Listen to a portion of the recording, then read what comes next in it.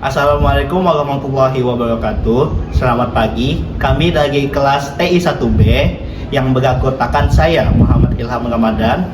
Saya Ngembang Radasiwi. Saya Nadia Mahfuza. Masing-masing dari kami akan mempresentasikan materi Sistem Informasi Manajemen.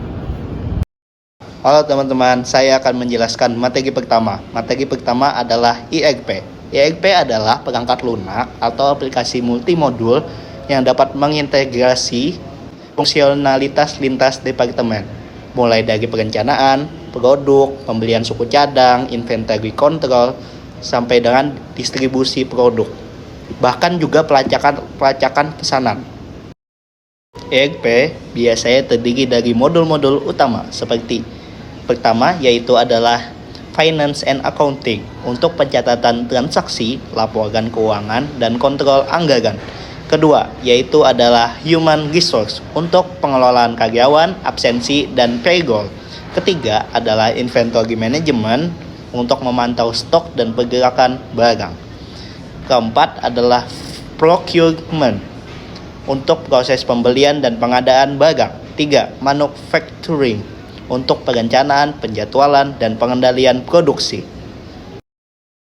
Materi kedua adalah Sistem Informasi Manajemen Sumber Daya Manusia.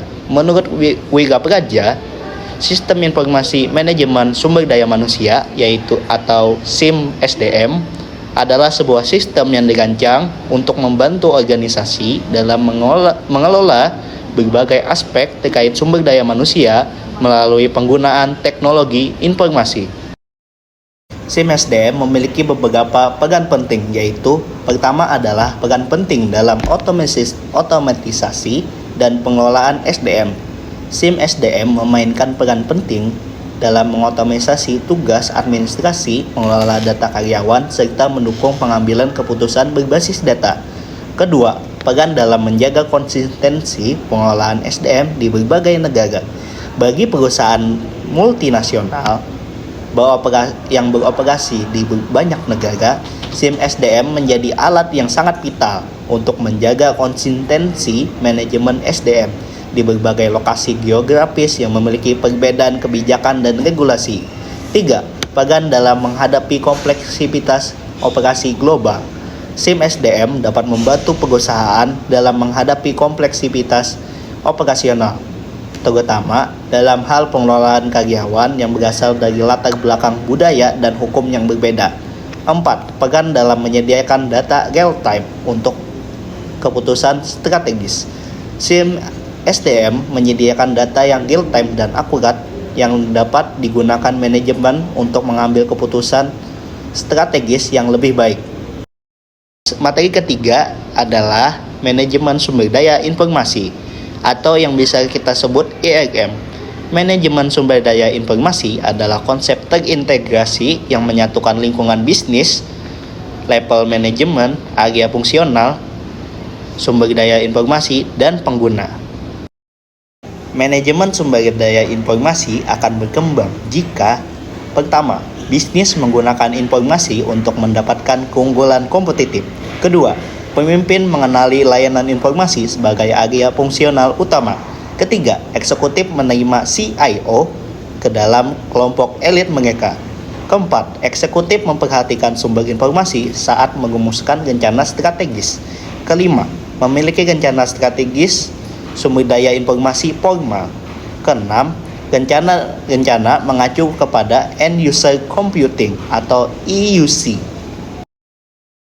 Materi keempat, sistem informasi merupakan suatu komponen yang terdiri dari manusia, teknologi informasi, dan prosedur kerja yang memproses, menyimpan, menganalisis, dan menyebarkan informasi untuk mencapai suatu tujuan. Menurut Mukijat, pengembangan adalah usaha untuk memperbaiki pelaksanaan pekerjaan yang sekarang maupun yang akan datang dengan memberikan informasi, mempengaruhi sikap, atau menambah kecakapan.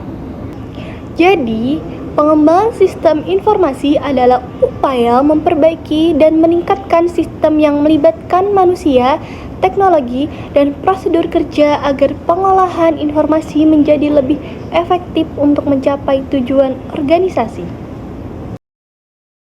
Kemudian ada analisis kebutuhan. Berdasarkan analisa yang dilakukan, terdapat beberapa kebutuhan yang perlu diperhatikan, yakni kebutuhan fungsionalitas dan non-fungsional untuk memenuhi kebutuhan penggunaan sistem dengan infrastruktur dan spesifikasi perangkat yang diperlukan.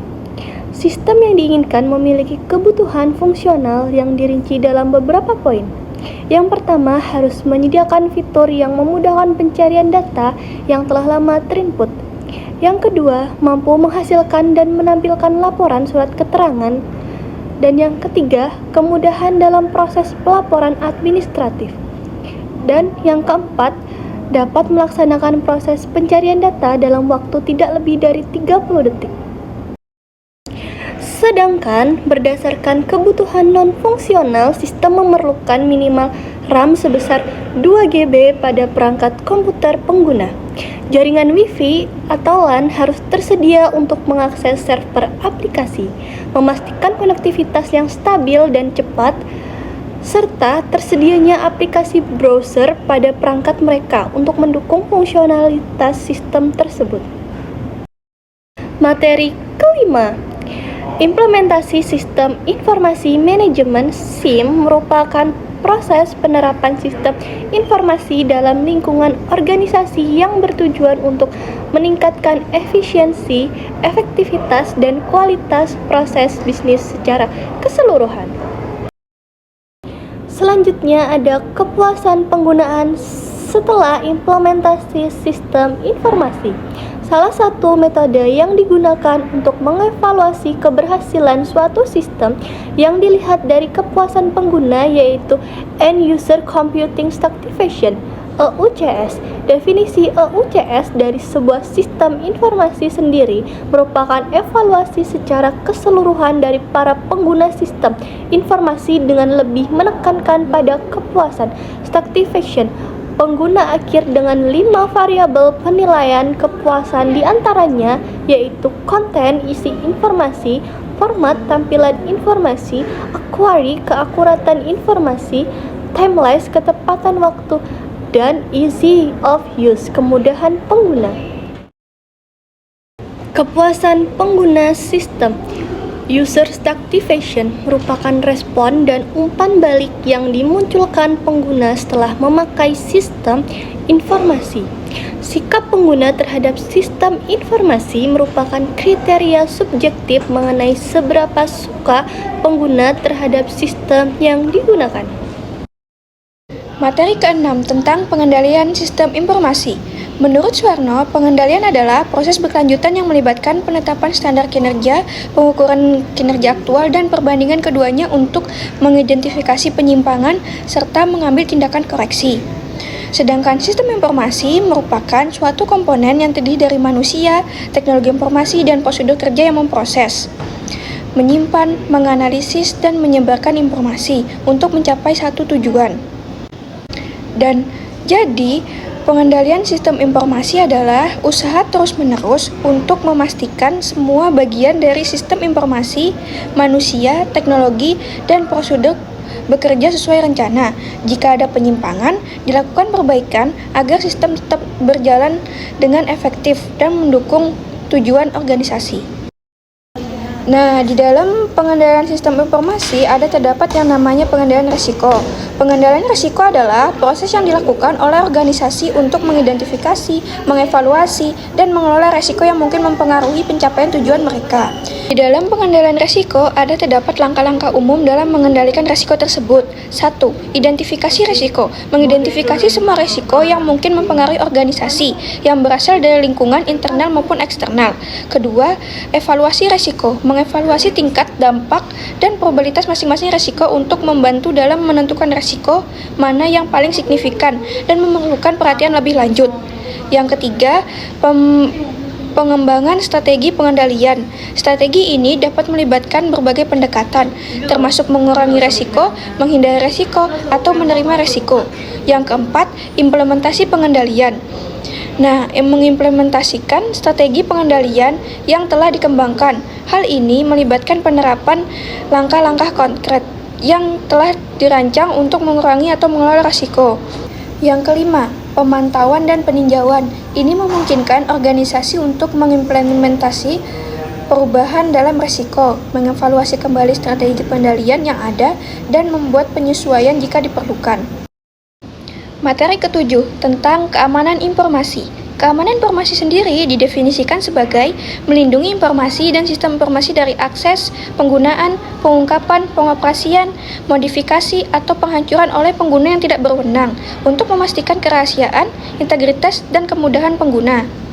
Nah, keamanan informasi memiliki teknik pengamanan. Pertama, enkripsi, simetri, dan asimetri. Enkripsi dapat melindungi data dari akses tidak sah akibat malware. Enkripsi asimetri dapat mengamankan komunikasi antara pengguna dan server, memastikan bahwa data yang dikirim melalui email atau situs web palsu tidak bisa diakses atau dibaca oleh penyerang. Kedua, hashing. Hashing sering digunakan untuk memastikan integritas data, karena bahkan perubahan kecil pada data akan menghasilkan nilai hash yang berbeda. Hash dapat memverifikasi integritas file dan program, memastikan bahwa malware tidak dapat menyusup atau mengubah data asli. Yang ketiga, digital signature. Digital signature adalah tanda tangan digital yang digunakan untuk memastikan keaslian dan integritas pesan atau dokumen. Ini dilakukan dengan membuat tanda tangan digital menggunakan kunci pribadi pengirim, yang kemudian dapat diverifikasi oleh penerima menggunakan kunci publik pengirim. Cukup sekian dari kami, salah hilaf mohon maaf. Terima kasih atas perhatiannya. Assalamualaikum warahmatullahi wabarakatuh.